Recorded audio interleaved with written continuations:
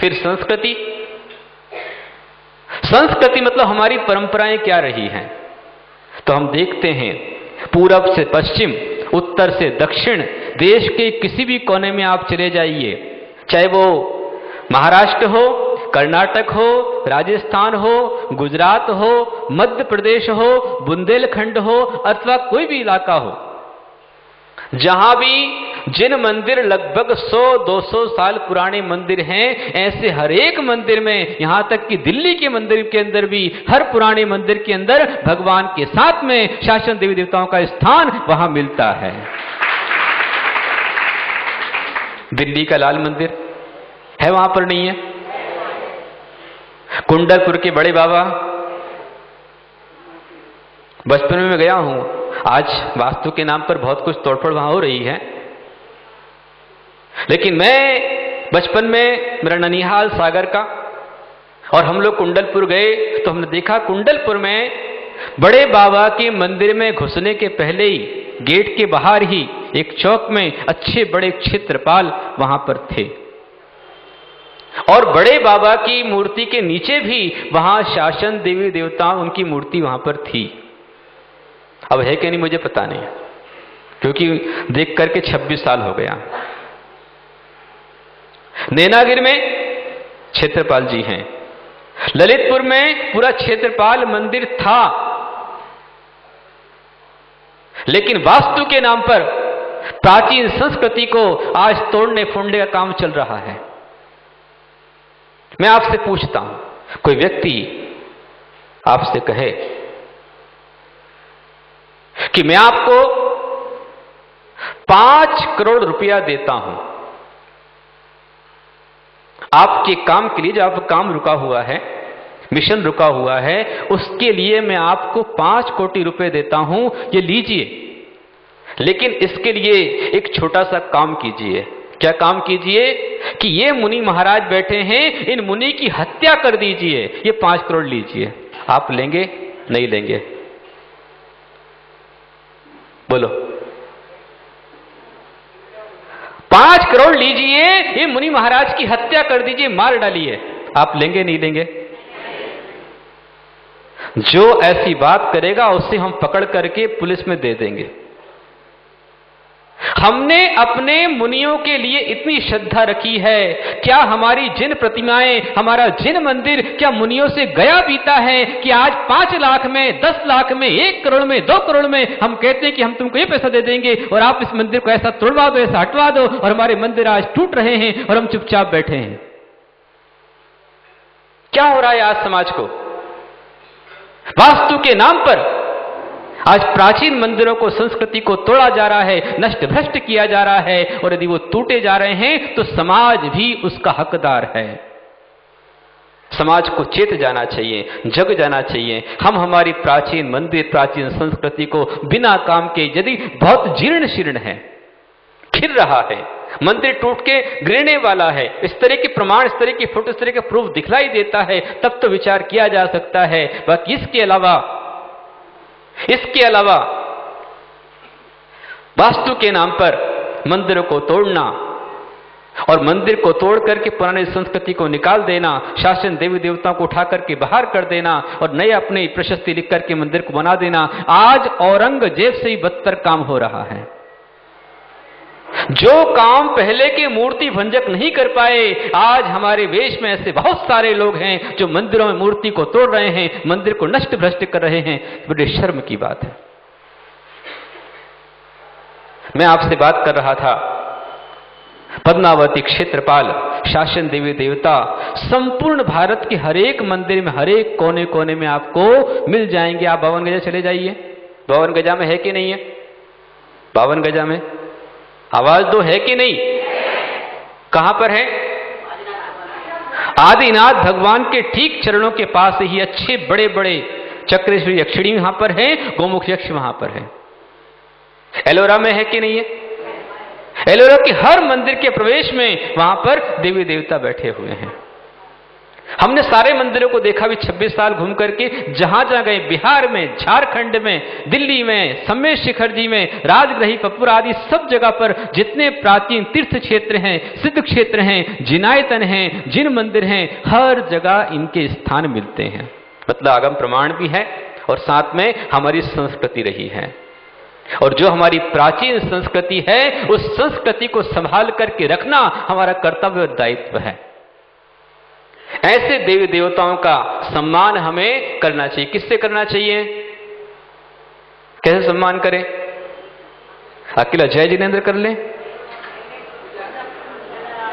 अपने यहां पर अपनी बेटी को लेने कंवर साहब आए और वो आए तो कहने कंवर साहब जय जिनेंद्र, और जाओ पधारो, कभी दोबारा आएगा तुम्हारे यहां पर? हैं? बताओ। एक सासू ने उसकी बेटी ने फोन किया कि मम्मी तुम्हारे दामाद जो है वो 8 दिन के लिए तुम्हारे पास में आ रहे हैं, जरूरी काम है। तो सास ने जो है अपनी बेटी से पूछ लिया कि बेटा ये बता कि तेरे पति को जो है विशेष क्या प्रिय है? बोले यूं तो वैसे सब लेते हैं लेकिन उनको थोड़ा पालक ज्यादा अच्छा लगता है। कौन सा? पालक, पालक की भाजी।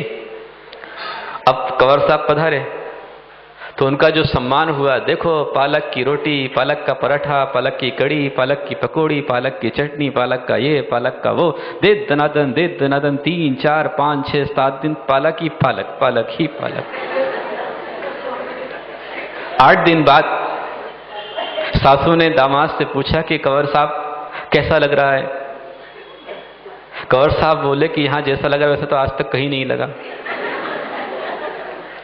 बोले कंवर साहब ये बताइए कि मैं आपके लिए विशेष क्या बनाऊं? तो कंवर साहब बोले मां साहब आप तो इतना बतला दो कि जहां से तुम ये पालक लेके आ रही वो खेत कहां पर, वहीं जाकर के चर के आ जाऊंगा। उसको तो पालक मिल रहा था, हम तो बोल रहे हैं कि अपने कंवर साहब को बोलना जय जिनेंद्र कंवर साहब दोबारा आएंगे। एक आपका दामाद आता है, उस दामाद की आप पूजन करते कि नहीं करते हो? उसका आह्वान करते हो कि नहीं करते हो? बताओ, बोलो, करते हो? कंवर साहब आओ पधारो, क्या हो गया ये? आह्वान। अत्र अवतर अवतर समुष्ट आवरणम, पधारो आओ, और आ गए तो बैठो ठठ स्थापनम। फिर अरे मैं आपको याद कर रही थी, अच्छा हुआ आप आ गए, बहुत अच्छा लग रहा है मुझे, आज तो बहुत अच्छा लग रहा है, सन्निधिकरणम। आज का दिन कैसा है? सोने से भी क्यों? कंवर साहब पधारे। अच्छा कंवर साहब आए हैं तो उनको पानी वानी पिलाओगे नहीं पिलाओगे? बताओ, बोलो। जलम निरपामती। फिर माथे पर तिलक विलक करोगे कि नहीं करोगे? सम्मान करोगे नहीं करोगे? चंद्रम निरपामती। तिलक में कुमकुम लगाते हो तो साथ में अक्षतम निरपामती। फिर सम्मान में माला पुष्पम निरपामती। कंवर साहब को माला और इनके लिए फूल भी नहीं। अच्छा आए हैं तो खाना पीना होगा नहीं होगा? क्या खिलाओगे? वही चिटक जो अपन चढ़ाते हैं, खोपड़ी काट काट के छोटी छोटी चिटक, यही चलती है ना? रख देना कंवर साहब, लो हम तो यही चढ़ाते हैं चिटक, यही नैवेद्य हमारे यहां पर। आएंगे दोबारा? क्या लेते हैं? एक से बढ़कर एक आलीशान सब प्रकार की मिठाई पकवान, क्या है ये? नैवेद्यम निरपामती। फिर आरती वारती होगी नहीं होगी उनकी? जब पहली बार आते हैं स्वयं दुल्हन उतारती आरती, क्या है ये? दीपम निरपामती। और परफ्यूम सेंट वगैरह, इत्र है कि नहीं?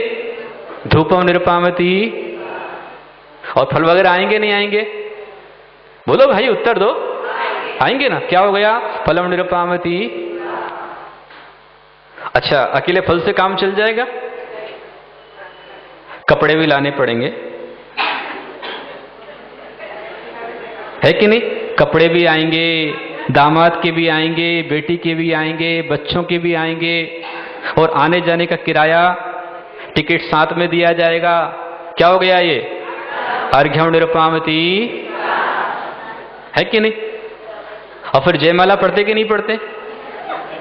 अरे हमारे कंवर साहब लाखों में एक हैं, बहुत अच्छे हैं, इनके पिताजी ने कितने अच्छे संस्कार दिए हैं, इनकी माँ भी कितनी अच्छी मेरी बेटी का पूरा ख्याल रखती है, हैं? बहुत बढ़िया, बहुत सज्जन हैं, हमारी बेटी का पूरा ख्याल रखते हैं, हमारे कंवर साहब तो लाखों में एक हैं। बोलो जयमाला हुई कि नहीं हुई? और उसके साथ में विसर्जन। कंवर साहब ध्यान रखना, आगे फिर जल्दी आना, परत या लौकर या, है कि नहीं? विसर्जन हुआ कि नहीं हुआ? जल्दी आना। जाना नहीं बोलते अपन, है ना? क्या बोलते हैं? पधारो साहब। हम एक अपने दामाद की पूजन कर सकते हैं अष्टद्रव्यों से, एक नेता का हम सम्मान कर सकते हैं, हमारे जो विधान कराने आता है उस पंडित का हम सम्मान कर सकते हैं, उसका उच्चारण शुद्ध क्या अशुद्ध नहीं पता नहीं, हम उसका सम्मान कर सकते हैं। और जिन्होंने हमारे धर्म, हमारे तीर्थ, हमारे तीर्थंकर, हमारे माता बहनों की और हमारी संस्कृति की रक्षा की है, हम उनका सम्मान नहीं कर सकते। हमें उनका भी सम्मान पूरे द्रव्य के साथ करना चाहिए। जिसको जो लगता है, जो चढ़ता है, वो दिया जाता है। द्रव्य के ज्यादा या कम होने से कोई बड़ा या छोटा नहीं होता, ये ध्यान रखना। अनेकांत है हमारे यहां पर। कभी कभी ऐसा होता है कि जो बड़ा होता है उसके लिए कम लगता है, और जो छोटा होता है उसके लिए नहीं साहब हम तो बड़े को ज्यादा देंगे, छोटे को तो हम छोटे ही रखेंगे, है ना? जैसे मान लीजिए अपने यहां पर आहार के लिए आचार्य महाराज पधारे, तो उन्होंने आहार में जो है वो लगभग 4 रोटी ले ली। उपाध्याय तो उनसे छोटे हैं, तो बोले छोटे हैं इसलिए उनको कम दो, इसलिए 2 ही दो उनको लिए। उपाध्याय के लिए 2, मुनि महाराज तो और छोटे, उनके लिए 1 ही। समझ में आया? आचार्य महाराज को 4 रोटी, उपाध्याय महाराज को 2 ही रोटी, मुनि महाराज के लिए आधी रोटी, 1 रोटी। आरिका माता जी, इनको तो आधी रोटी। माता जी देख लेना आप। और छुलक छुलिका के लिए आधी की और आधी, 1 टुकड़ा। और बाबा जी आ जावे तो बाबा रोटी के दर्शन करो और जाओ, चलेगा ऐसा? भाई हम तो वीतरागता के पुजारी हैं। हम क्या बोलते हैं? हम तो वीतरागता के पुजारी हैं। वीतरागी व्यक्ति भी लोक व्यवहार को देखता है। वीतरागता में निश्चय भी आता है, व्यवहार भी आता है। हम वीतरागता के पुजारी हैं, लेकिन जो वीतरागता के सहयोगी आयतन हैं उनके भी हम पुजारी हैं। हमारे यहां पर आचार्य महाराज आए आहार करने के लिए, हमने उनको आहार दिया, लेकिन उनके साथ कोई भक्त, कोई श्रावक आया जिसने आहार कराया, अच्छे से दिया, दिलवाया, निरंतर आहार करा दिया, उसको हम कुछ देंगे या नहीं देंगे? बोलो कि नहीं, हम तो वीतरागता के पुजारी हैं, आचार्य महाराज को दो, बाकी सबको जाने दो। चलेगा ऐसा? नहीं। जो आता है सबको बोलते हैं जो भी आए हैं खाना खाए बिना कोई भी नहीं जाना। अच्छा, आप मुझको भी आहार कराते हो और एक ब्रह्मचारी है उसको भी भोजन कराते हो, तो भावनाओं में अंतर होता है कि नहीं होता है? भावनाओं में पूरा अंतर होता है। आचार्य श्री को आचार्य श्री के सहज मानकर ही उनकी भक्ति से आहार किया जाएगा, आचार्य श्री को नवद भक्ति से आहार कराया जाएगा। लेकिन ब्रह्मचारी है तो विनय तो होगी, लेकिन जैसी आचार्य की होती है इस प्रकार का विनय भाव नहीं। यह अनेकांत है।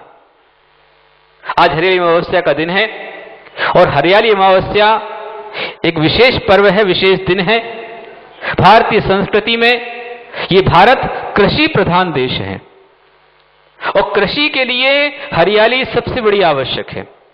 आज का दिन बता रहा है कि हम हरियाली के महत्व को समझें, यदि वृक्ष होंगे, हरा भरा देश होगा, तो ही जीवन की गाड़ी चल सकती है। आज 4 साल का अनुभव आ रहा है कि जब से बरसात कम हो गई है और देश में सूखा पड़ रहा है, तब से पूरे वर्ल्ड के अंदर मंदी का दौर चल रहा है और सब परेशान हैं कि कब किसान खुशहाल हो। और जैसे धरती हरी भरी हरियाली हो जाती है तो पूरे देश में खुशहाली छा जाती है। और देश की खुशहाली के लिए हम मां का ही आह्वान कर सकते हैं।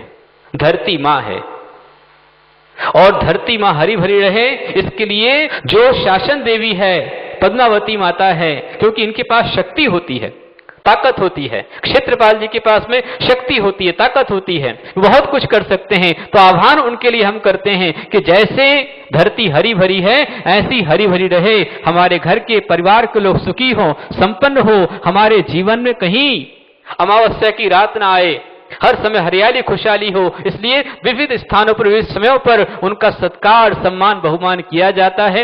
यह प्राचीन हमारी संस्कृति है। लेकिन एक बात और ध्यान दें कि मात्र हरी साड़ी पहनने से हरियाली अमावस्या नहीं होगी, देवी जी को हरी चूड़ी चढ़ाने से हरियाली अमावस्या नहीं होगी।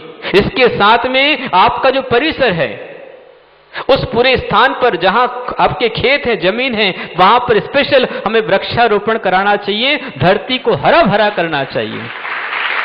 यदि आपके पास में खेत नहीं है, आप अपार्टमेंट पर रहते हैं, फ्लैट में रहते हैं, तो वहां पर भी जहां अपने पास खुली जगह हो, वहां पर कुछ ऐसे गमले वहां पर लगाएं कि जिन गमलों के अंदर अच्छे अच्छे वृक्ष, अच्छे अच्छे पौधे हों।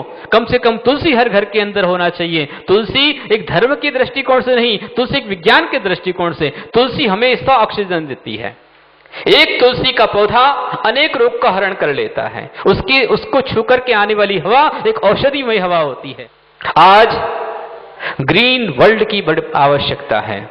अकेले हरा चश्मा लगाने से, हरी बिंदी लगाने से, हरी चूड़ी पहनने से, हरी साड़ी पहनने से हरियाली नहीं होगी। हरियाली के लिए हमें वृक्षारोपण करना होगा। जो वृक्ष लगे हैं उनकी सुरक्षा करनी होगी।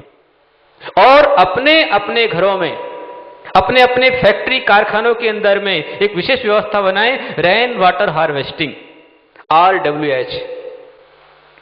अपने घरों में ऐसी व्यवस्था बनाएं कि वहां पर आराम से, सुकून से जो वर्षा का पूरा जल आता है, वर्षा का जल वहीं संरक्षित हो जाए, तो धरती के अंदर सीधा जावे। ऐसी व्यवस्था आज बनाएं।